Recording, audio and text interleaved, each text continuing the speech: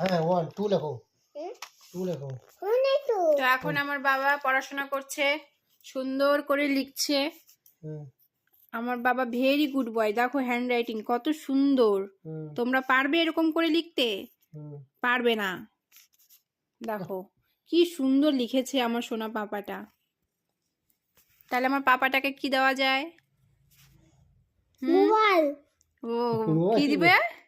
Mobile ও তোমাকে mobile দিবে? কি মোবাইল নেবে তুমি? তাহলে মুখে বলে বলে লিখতে হবে, মুখে বলে বলে লিখো। 9 ছোট ছোট করে, অত বড় বড় নয়। 10।